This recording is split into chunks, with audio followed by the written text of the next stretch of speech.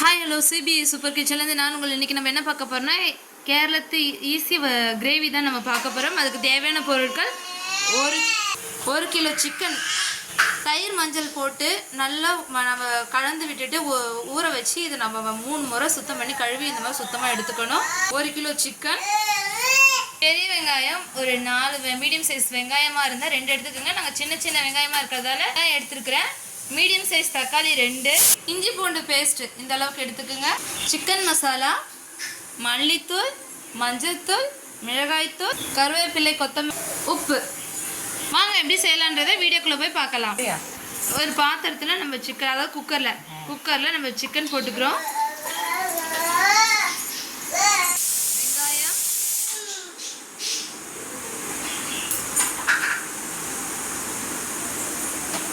தக்காளி, இஞ்சி பூண்டு பேஸ்ட், மஞ்சள்தூள் 1/4 டீஸ்பூன், மிளகாய்த்தூள் 2 ஸ்பூன், மல்லித்தூள்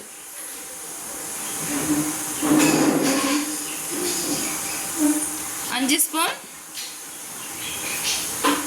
சிக்கன் மசாலா 3 ஸ்பூன், உப்பு தேவையான அளவு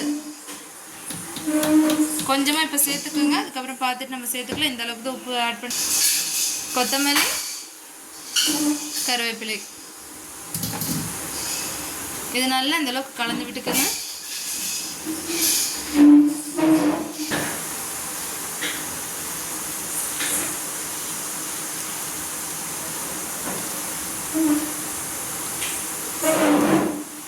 ஆயில்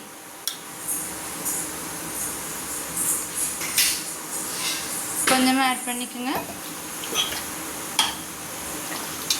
இந்த ஆயில் வந்துட்டு நம்ம இப்போ எதுக்காக ஆட் பண்ணுறேன்னா, மசாலா வந்து எல்லாம் கலந்து ஒன்றோட ஒன்று ஒட்டணும். அதுக்காக தான் நம்ம மசாலா ஆயில் ஆட் பண்ணியிருக்கோம். தண்ணி, அளவான தண்ணி ஊற்றிக்கோங்க.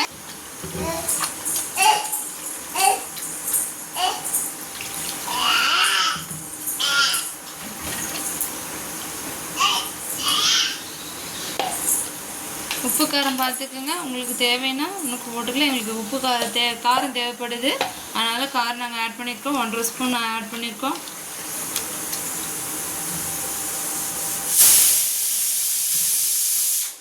இப்போ வந்து நம்ம இதை அடுப்பு பற்ற வச்சுக்க போகிறோம். இப்போ வந்துட்டு இது மூடி போட்டுக்கிறோம். குக்கர் மூடி விட்டு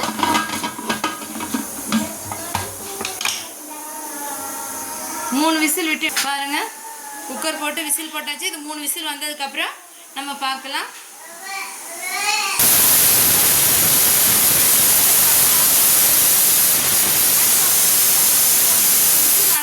அடங்குனதை நம்ம சிக்கன் ஓப்பன் பண்ணி பார்க்கலாம். ஒரு 5 நிமிஷம் கழிச்சு எப்படி இருக்குன்றதை பார்க்கலாம். பாருங்க, விசில் அடங்கிருச்சு. நம்ம ஓப்பன் பண்ணிட்டோம். பாருங்க, இந்த அளவுக்கு நம்ம கிரேவி ரெடியாக இருக்கு.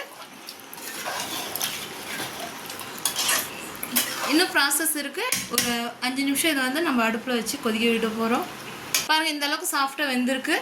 பாருங்கள். இப்போ அடுப்பு பற்ற வச்சுருக்கோம். குக்கரை வச்சுருக்கோம்.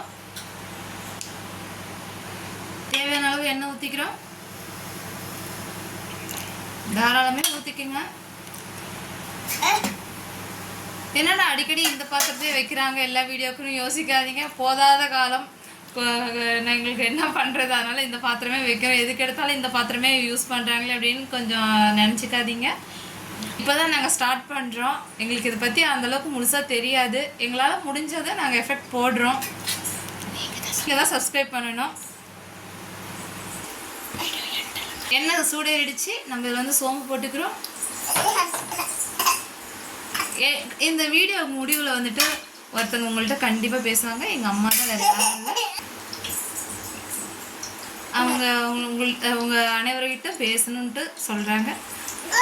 என்ன வீடியோ கடைசியில் பார்ப்போம். என் பையன் இருக்கான். அவன் சரியான சேட்டைக்கார பையன். அவன் கத்துவான். எதுவும் நினச்சிக்காதீங்க. இடுப்பில் வச்சுட்டு தான் நாங்கள் சமைச்சிக்கிட்டு இருக்கோம். அவனை இறக்கி விட முடியாது. 1 வயசு குழந்தைன்றதால அவனை இடுப்பில் வச்சுட்டு தான் சமைக்கிறோம். அவன் வாய்ஸ் கேட்டால் எதுவும் தப்பாக நினச்சிக்காதீங்க.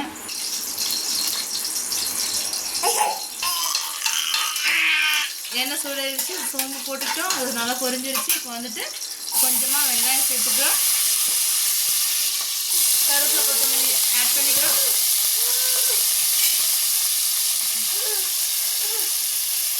இதை நல்லா வதங்க விட போகிறோம்.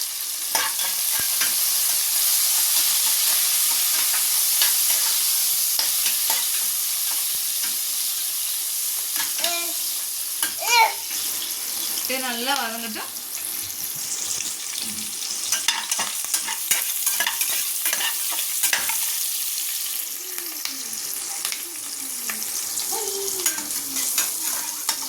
இது நல்லா செவக்க வதங்கணும்.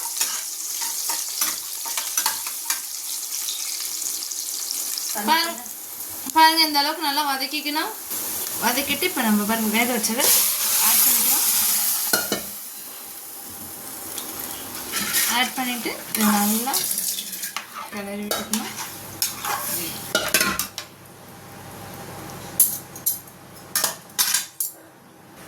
பாருங்க நல்லா கிளறி விட்டுக்கணும்.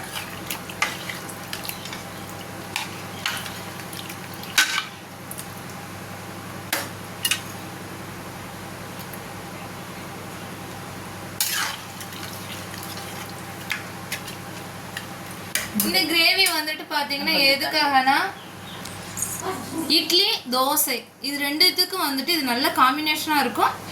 சாப்பாட்டுக்குமே நல்லாயிருக்கும். நீங்கள் ஒரு தடவை ட்ரை பண்ணி பாருங்கள். இது 5 நிமிஷம் நல்லா கொதிக்கட்டும். நல்லா கொதிக்க விடணும். நல்லா கொதித்த பிறகு நம்ம ஒரு தட்டு போட்டு மூடி வச்சுக்கலாம். மூடி ஒரு 10 நிமிஷம் இருக்கட்டும்.